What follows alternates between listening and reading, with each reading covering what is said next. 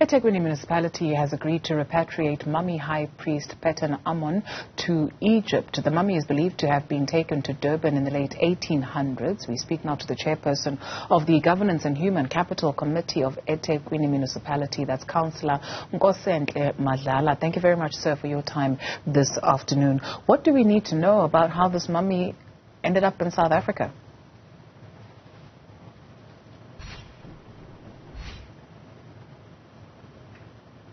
Mr. Madlala, sir, we're not able to hear you. Good afternoon to you and your viewers. The mummy got to South Africa and to Durban specifically under controversial circumstances.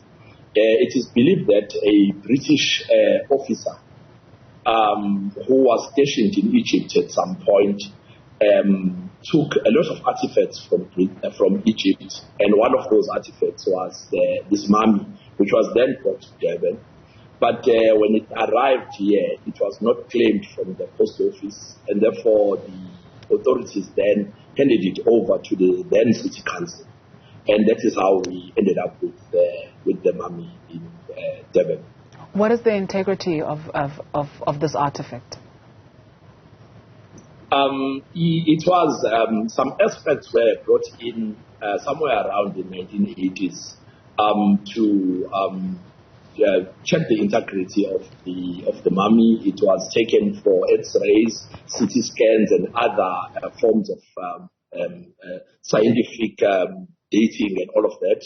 And it was found that it is the integrity is maintained, although there are some missing bones here and there, but they seem to predate its arrival in Durban. Where is it stored now? It has been, when it arrived, the museum was at the old Durban Town Hall. And then in 1910, we moved the museum to the new Durban City Hall. And it has been there ever since at our Durban Natural Science Museum. Why return it? Did Egypt ask for it?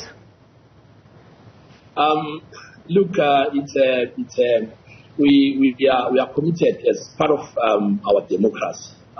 It's a premise on justice, the respect of culture, heritage, and the integrity of the people. The Global South has been a subject of colonial plunder and looting, and the desecration of of our graves and heritage sites and all of that. So, as a democracy, it became important that we restore the dignity of that person. Look, we had our Sarah Batman, who was in France, and we were all delighted when a body was returned to us as a country. And it became important that we also show the same courtesy and same care for justice, restorative justice, that we return the body of this person to its rightful place, which is his country in Egypt. Mm-hmm. Do we have, maybe as a country, South Africa, an inventory of artifacts that are missing from the country? And do we know where they are? Is there a process to get those back? Look, from a city of eThekwini's point of view, I might not know about them, but look, generally we know that the vaults in Britain are filled with gold and diamond from South Africa. We know that our raw material and a lot of other things of value, cultural heritage and economic value, are in colonial countries. But as a city, I might not have a list of things that were taken from us. We do have this body which was taken from Egypt, which we intend to return to its rightful place. Okay, fair enough. Are you maybe aware on a national level at least of efforts that are being done to create an inventory, to find out what it is that South Africa is missing, specifically where it is, and to get that back? I might know that, but it's not in our place to communicate that. Government protocols restricts us to communicate things that are within our sphere of governance and influence. Okay, fair enough.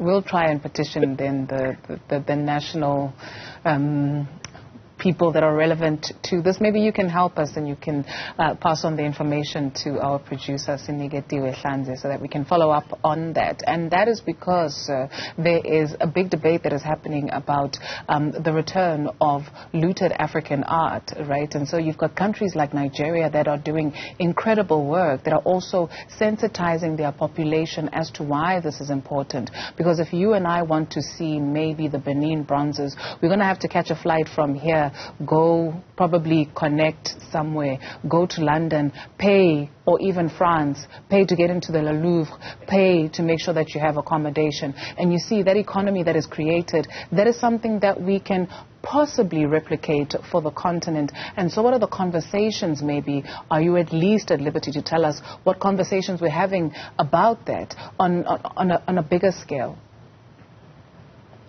No, thank you very much. There is a national conversation that is taking place, first between ourselves as cities with our national government, but our national government is also in conversation with other governments in the world around that, because it's part of restorative justice.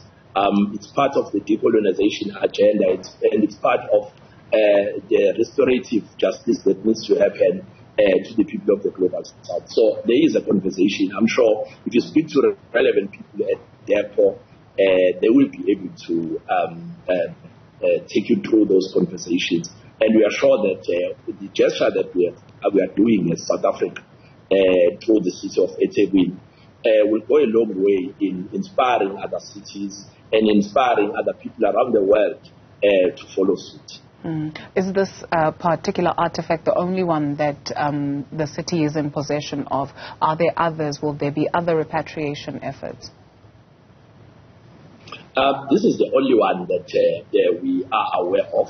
But if we become aware of any other artifacts that is of this particular value, it will obviously be returned, because when the eThekwini Council, Municipal Council, debated this matter, all across the political spectrum stressed the importance of ensuring that we live up to the prescripts of our democracy, our founding fathers, in the form of Nelson Mandela, emphasized the issue of justice, and therefore we feel that we should be living up to that.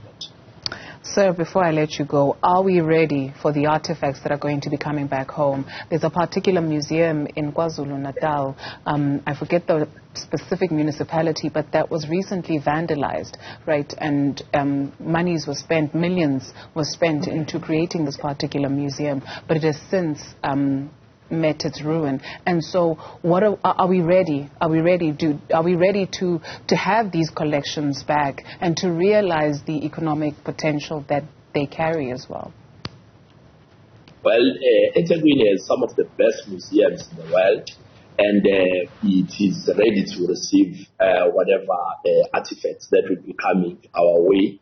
And in the spirit of being one country, even if those artifacts belong to other cities in South Africa, if they are not ready, we are in a position to hold them for them until they are in a state of readiness to receive those and to keep them in a state that is going to create the economy and the cultural heritage and other value that can be derived from having those in our country. Very quickly for us, when is it being returned, the mummy? It's going to happen in our next financial year, which starts in the end of June this year. So anywhere between June this year and June next year, we will be doing that. In the meantime, can we come and see it? You are welcome. Where is it? Where is it? It is at the Durban Natural Sciences Museum, which is housed at the Durban City Hall. All right. Thank you very much, sir, for your time. Councillor Nkosenhle Madlala, Chairperson of the Governance and Human Capital Committee in eThekwini.